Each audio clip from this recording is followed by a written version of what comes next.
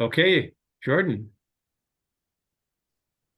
Hi, yeah, thank you. My name is Jordan Sapsis, as Ernie said. First off, just wanted to, give thanks to Friends of the Market and especially Ernie and Kate for this project has taken a little bit longer than expected with a few personal hiccups um, over the last, I don't even know how long now. But yeah, so I've been spending quite a bit of time in my spare time working on this Left Bank Books archive. And so I wanted to take you all through it. So a little bit about Left Bank. So Left Bank is, like Ernie said, a long-standing space in the Corner Market building. It has been a collectively run bookstore since 1973 when three people opened the space after coming together around like other like kind of left-leaning projects in the city. So 1973 was particularly, the early 70s. There were a number of radical projects and a number of radical bookstores throughout throughout the city. And so three friends broke off from another radical project, another bookstore, and opened Left Bank Books. One of the original collective members, Lynn, has a great story about how when they got their first lease, the First Ave right there at the corner market had been there was just a number of porn stores. There was just a number of porn stores, and so when they got this first lease, they were trying to negotiate the deal, and they were given this lease specifically because they said, oh, we're going to sell books, and the person asking them was like, oh, is it going to be X-rated books? And they were like, no, no, no, definitely not X-rated books. And the person was so excited that they weren't going to be a porn store that they immediately got that lease signed in 1973. And that's where they've been ever since. Yeah, so Left Bank Books is controlled by the workers. There is no boss.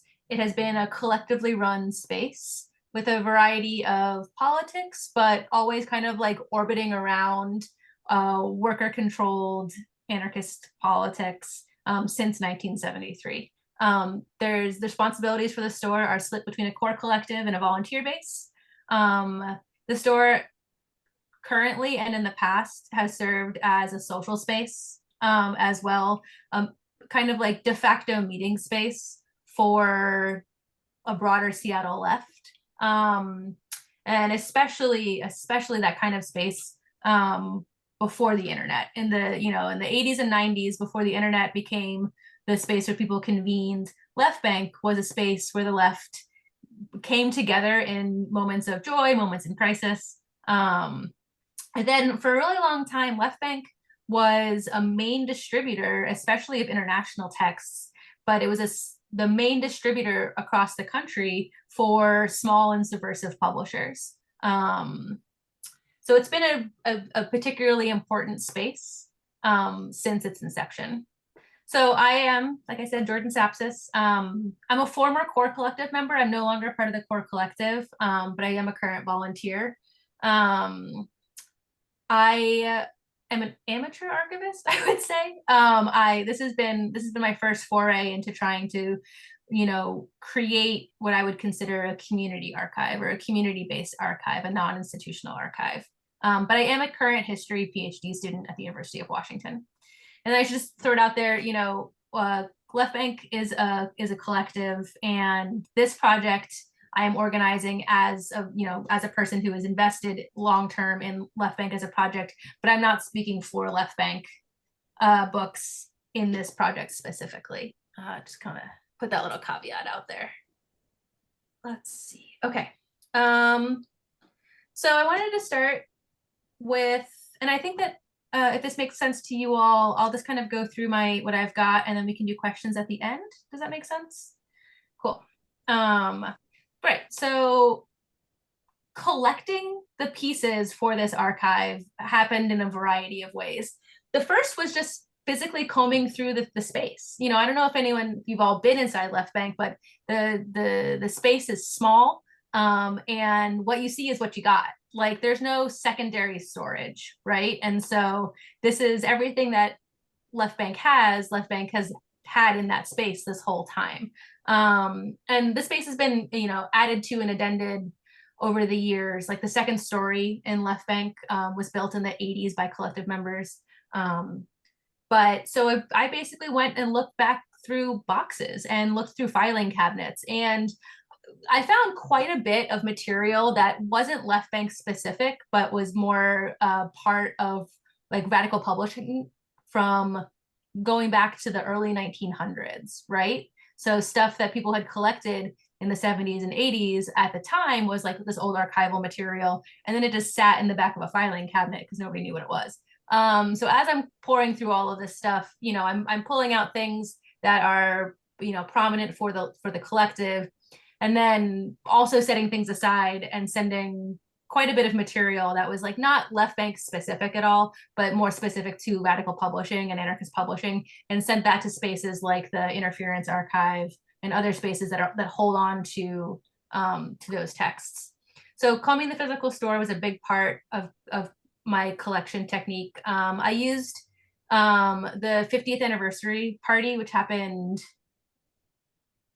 2023. Yeah, happened in 2023. I used that as a space to meet a lot of former collective members and contextualize some of the items that I did have, trying to put them in conversation with each other and trying to figure out where things fit.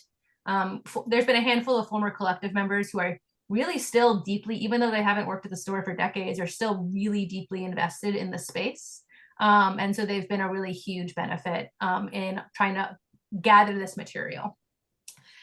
Social media was a large part. We put things out over, I put things out over, Instagram, over different platforms, trying to let people know that I was working on this project. There have been hundreds and hundreds and hundreds and hundreds of people that have volunteered or been a part of this core collective who've like helped shape this space. I'm never going to be able to reach out to all of them. And then a lot of people, don't want to give up their items. They don't want to like give their items over to somebody else. And so what I've been doing has been working on helping people digitize their own items and then send me digital representations of those items so that they can be in this digital repository, but people get to hold on to their keepsakes. And that's, for me, is one of the things that makes this a real community archive.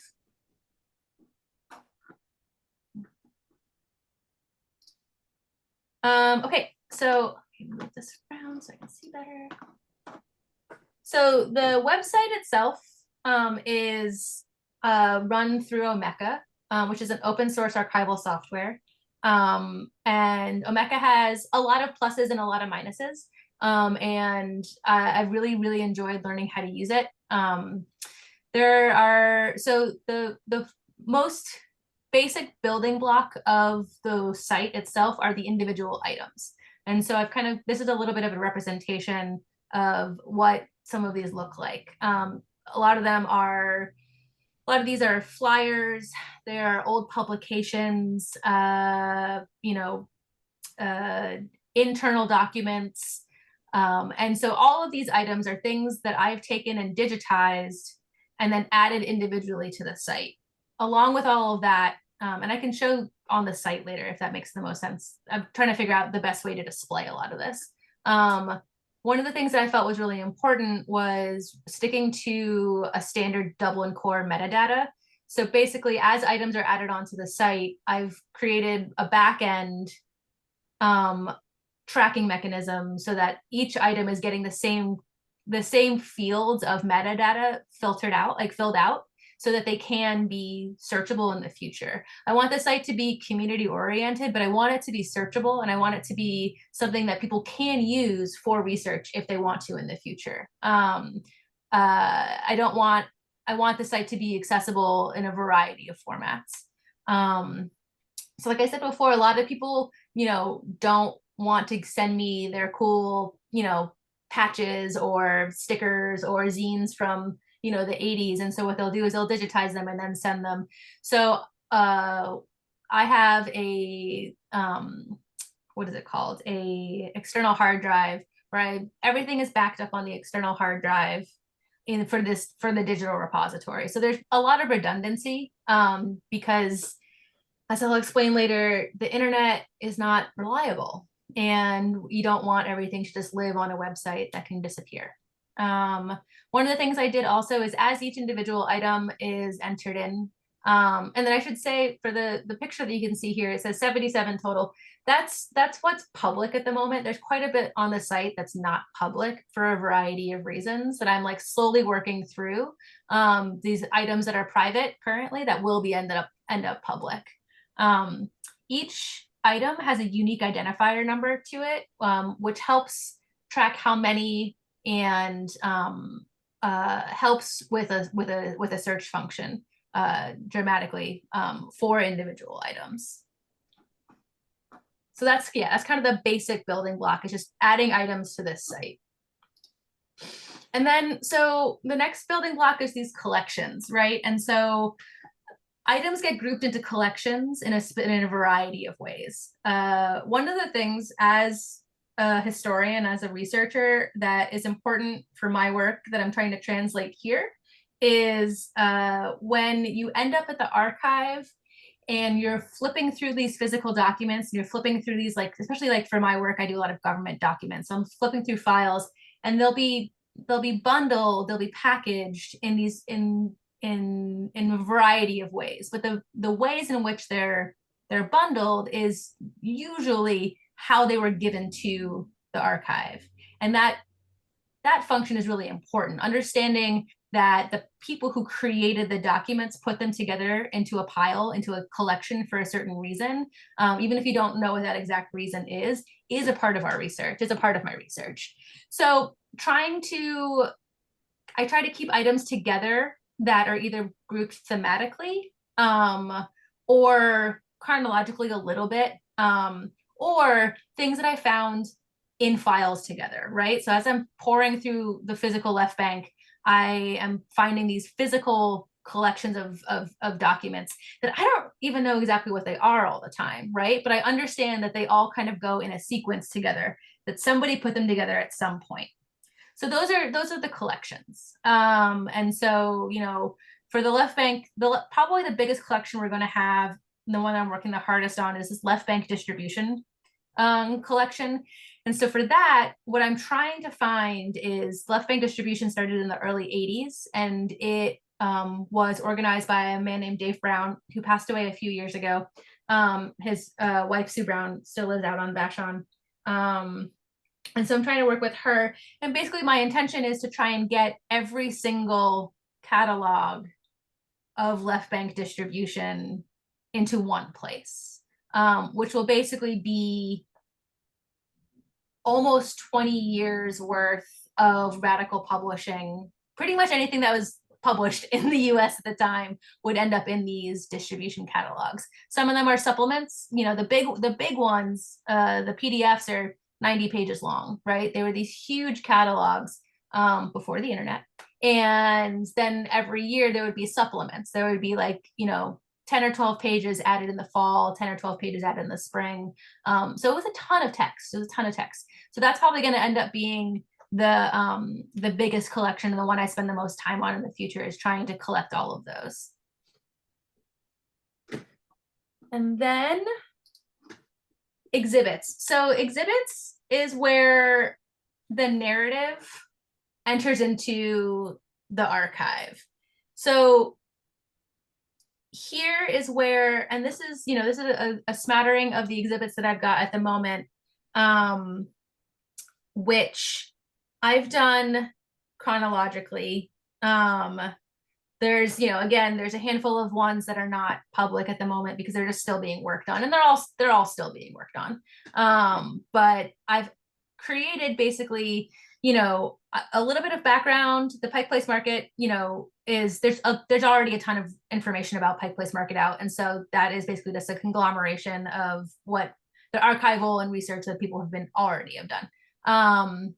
But there's a handful of things that are left bank specific that I think are really cool. And so, you know, the 70s, there's a ton in the 70s about left bank's collective members' involvement in a variety of radical projects around the city.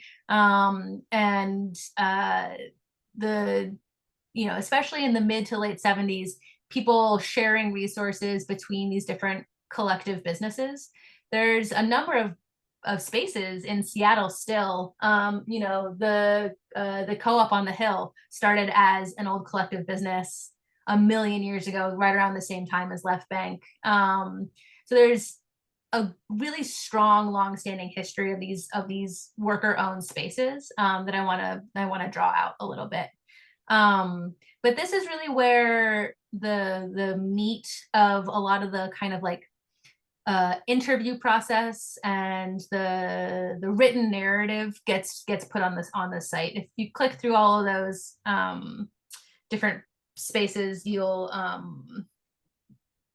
come on, like some will have a lot of text and some will have a little bit less, but it's all based on interviews and things that people have already written, kind of like piecing all of these aspects together. And this is probably the space in which there'll be the biggest future collaboration. Something that I've been working on relatively recently is trying to, I spent a long time really like kind of worried that I wasn't going to get everything, right? Like I was stressed out that I wasn't going to find every piece of, ephemera from Left Bank. I wasn't going to hear from everyone. And I just, at a certain point, I think it was at the 50th anniversary, someone was like, you're never going to talk to everybody. There's just hundreds and hundreds and hundreds of people went through this space.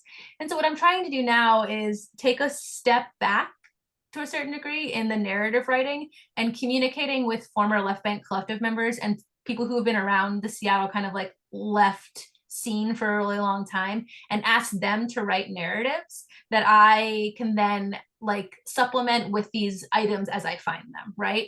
And the one space, it's inside the 80s and 90s exhibit, is broken down into smaller subsections when you get into those. One of the spaces in which I'm doing that's not reflective on the site yet, because it's just like too much of a mess still, is Left Bank and the WTO. So there is a long-standing relationship between Left Bank being a space where people, gather for demonstrations or around demonstrations. And clearly in Seattle, you can't talk about the Seattle left without talking about Seattle 99. And so that's going to be hopefully a space where I pull from other people who've done a lot of archival work and a lot of research, and then try and pull in some really specific, I know there's just so really great stories about Left Bank and 99 that I'm trying to tease out of some former collective members to get onto the site.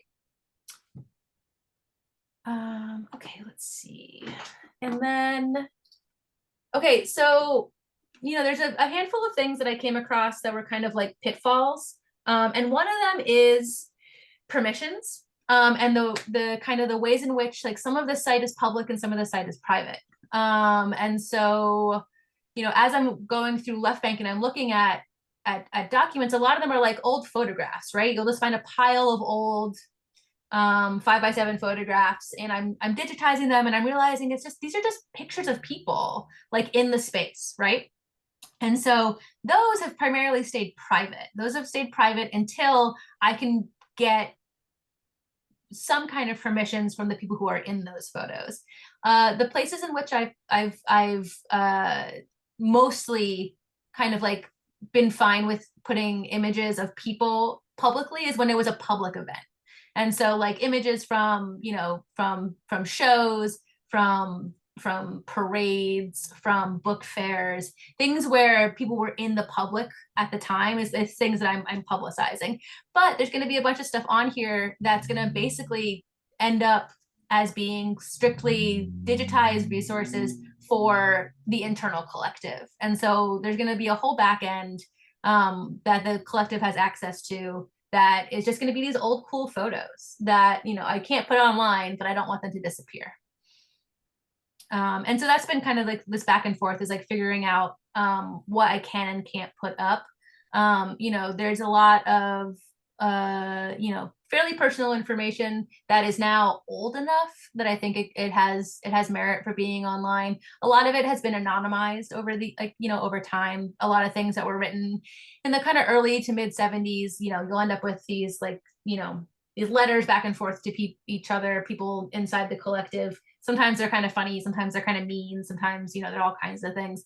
But it's mostly written between, uh, pen names or abbreviations. And so those kinds of things I've been more willing to put out for a public audience because they don't necessarily tie straight back into someone's personal life.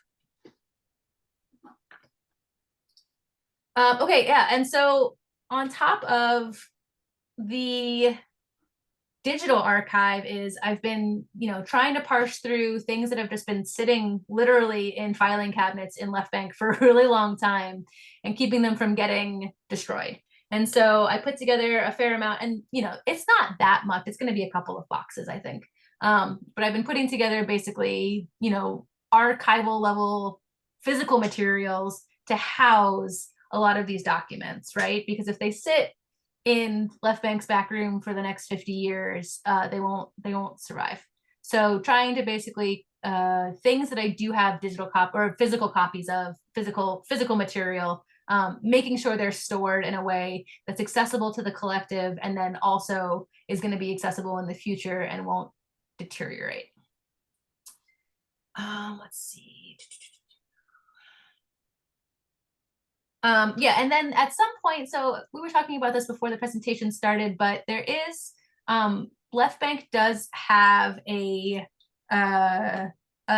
space at Special Collections at the University of Washington.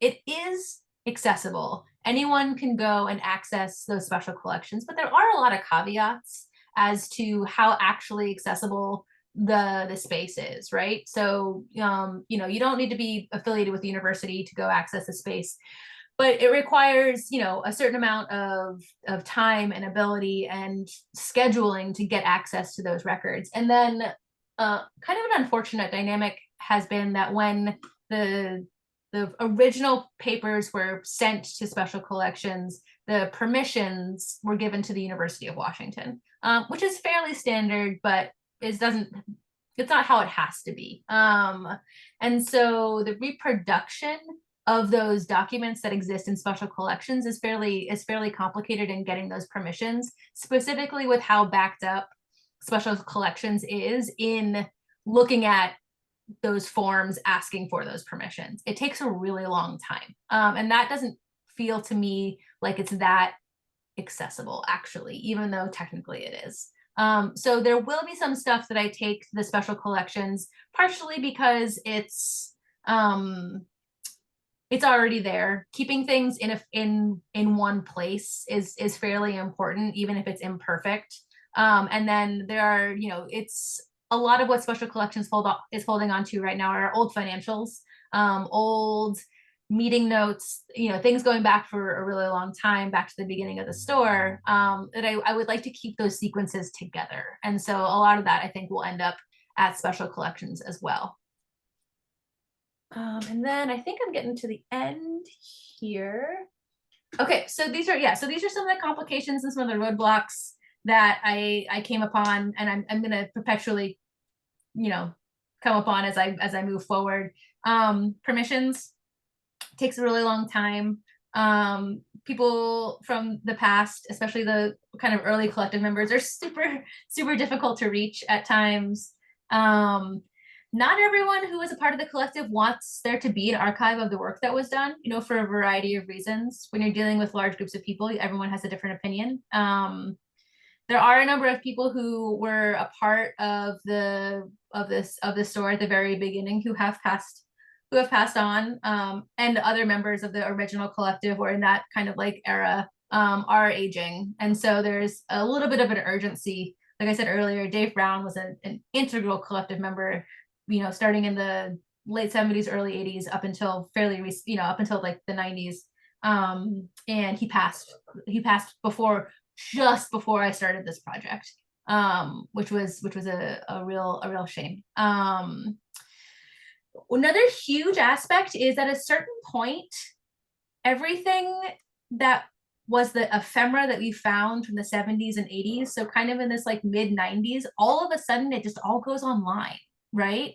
And so in the mid 90s, all the flyers, the meeting notes, what had been a logbook of writing each other notes in the store beforehand is now people are emailing each other, people are texting, and none of that stuff is saved. And so a lot of that has been this kind of like I would say late 90s era on is sparse. And I don't think it will be that difficult to come up with, but it's actually a little bit more difficult than trying to find people who held on to a show flyer, right? Because people hold on to these documents because they have like such important meaning to them personally. But who holds on to a flyer for an event that you got on your phone? Like no one really does that. So that was a big part.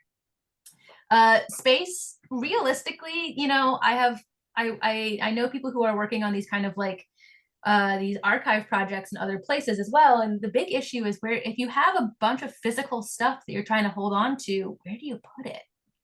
Where do you put it where it's safe? Where do you put it where it's accessible? Where do you put it where it can be both? So that's like that's a big question. And then another is just like funding, I mean, the funding that I got from the Friends of the Market is more than enough than I needed for this project. But in 5 years, in 10 years, in 15 years, like, as more and more objects and items are included in it, how do you make sure a digital archive is funded long enough for it to not fall into disrepair, right? Or just to disappear. So these are kind of the pitfalls and some roadblocks that I found as I was working on this project, and as I will continue to work on this project. Okay. And then I think last,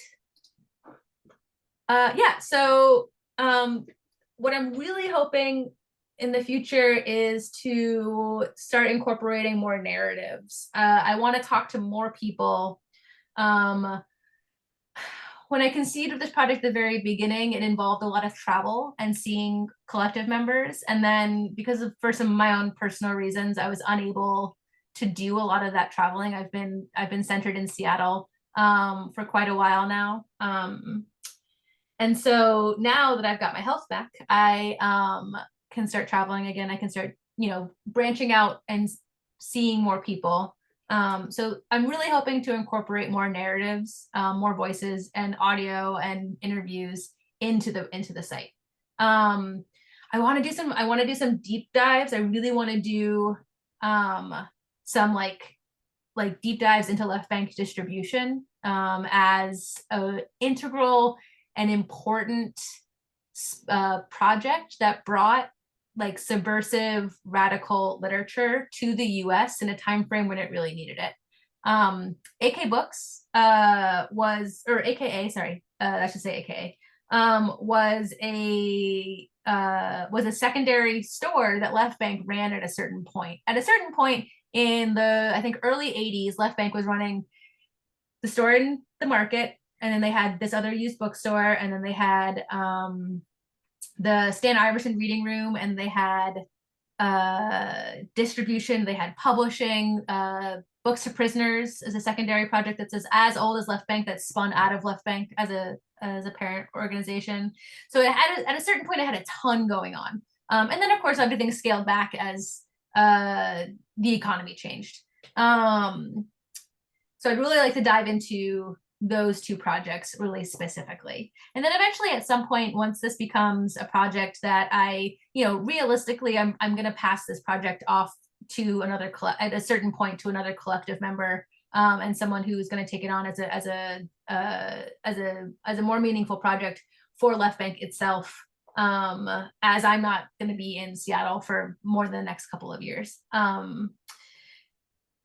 So as I migrate to somebody who's, part of the core collective at the moment, I'm hoping that we can migrate it to, a larger website with more adaptability and more storage. And I think so that's leftbankarchive.omeka.net is like the really basic. One of the big pitfalls I have found of the Omeka site is that, I mean, I think probably for a lot of websites, but it doesn't translate to mobile. It doesn't translate to your phone very well. The scan itself works really well. I think it's adaptable to a computer, but putting it on your phone, it's really difficult to look at items, and it's a little bit more difficult to use on your phone. So that's another thing that I would like to address. Yeah, and that's the email for the website or for the project. I think that's all I've got.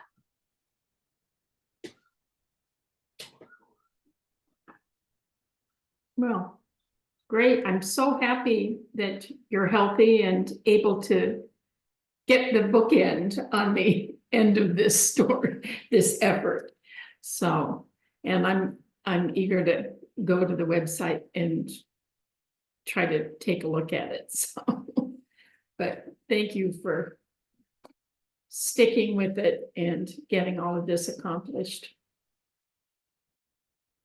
Yeah, thank you. I know it's been kind of a roller coaster. Yeah, I didn't. Yeah. So, but things feel, now I'm just in the middle of my PhD. So that's amazing. So what's your dissertation? I don't have it narrowed. I just started my second year, so I don't have it narrowed down completely, but I'm most likely looking at, my dissertation will be on the 1918 American Canadian Fisheries Conference. So basically a binational fisheries conference that happened on the East Coast and the West Coast around access to basically treaty rights between the two countries around access to fisheries. I have a question about the website. Have you had any reaction from users, from people, either associated with the collective or anybody else, looking at the website and how they see it, or has it been publicized that much that it hasn't been publicized that much? It's been a weird kind of like, when do I hit go dynamic. And so I've been slowly sending it out to people. The main people who've seen the site so far have been the people who I've been working with most directly. And so that's been a lot of former collective members. And so they've seen it, and I've gotten, I think some of the feedback I got was like, this looks great and it is difficult to use on a phone. And I was like, okay, yeah, I know that. But it's been a little bit difficult getting feedback, partially because a lot of people have, especially with the narratives, a lot of people have their own interpretations of how things went and how things were. And so with some of these narratives, I'm trying to write these kinds of like chronological historical essays, basically, talking about these specific time frames. And that's really what I'm trying to get the most feedback on. And so, I got direct feedback from everybody who I interviewed for those, for sure. But I'm expecting, now that I've done this workshop and I've kind of got a little bit of a bookend, like Kate said, on this kind of end, that I'm going to send it to more people and try and get a better sense of like, I've gotten a lot of positive responses, but I'm looking more for the kind of like nitty-gritty critical stuff, for sure. I'm interested in the possibility of using the website, the material on the website, especially photographs and things, or meeting posters, as a way to stimulate interaction with people, kind of like when you sit down with a family member you don't know very well and look at a photo album, and then they start telling stories. I just wonder if it could be used that way. I'd be interested in that. And that's kind of what happened. Basically what I did at the 50th anniversary party for Left Bank, which was a big deal. People rented out a whole space, and probably 150 people came through. And so what I did was I basically like spread out all these photographs and all these old documents, and I had all these sticky notes. And so I put it out on the table, and I was like, just write notes, like write little anecdotes. And so I got a lot of kind of anecdotal information, as the night went on and everyone was having a good time, I got less. But you know, while everyone was still able to write, I got a lot of really good anecdotes of you know, things that I would never have been privy to regardless, you know, and a lot of like kind of contextualization, especially of old photographs. But then again, yeah, a lot of them are, you know, these, you know, photos with 10, 15 people in them, and I'm just never going to get the kinds of permissions that I need to put those publicly, but I can put them in. I can at least digitize them so that they'll be available to the collective. Yeah. I just said two things I wanted to convey to you, Jordan. One, our treasurer will be sending you a check tomorrow. You'll be finished. But since you are a PhD candidate at UW, we would certainly appreciate it if you would spread the word about this funding opportunity. We have not had a lot of interest in the Steinbrueck-Thonn Award, and we're trying to figure out how to move forward with the program. But it would be great, since you are inside. Yep. Again, you know, obviously the subject has to involve the market, but it's really very open-ended, as you know. So no, that's definitely something that I can talk to my department about also, and trying to promote through the department as well, because I think that they would be very invested in that. And we're, as I said, we're flexible about as long as it's related to the history of the market. So. Right.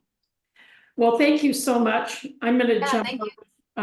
but I really appreciate all of your hard work and tenacity to accomplish getting this started and keep figuring out a way to keep it going. And yeah, I mean, this is really like a very lifelong project, it seems like.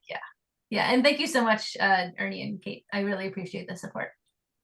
Good. Any other questions, comments? Well, maybe not. We'll be sure to distribute this to people that couldn't make it to the meeting, okay. And maybe you'll get some feedback from that. That would be great. Yeah, it would be good. And I think it's really really interesting project, and it looks like it's been successful. So hopefully, yeah. I need some people to look at it and tell me what they think, and then I'll know. Yeah. Yeah. Good. All right. Excellent. Thank you so much, Ernie. Okay. Thanks a lot.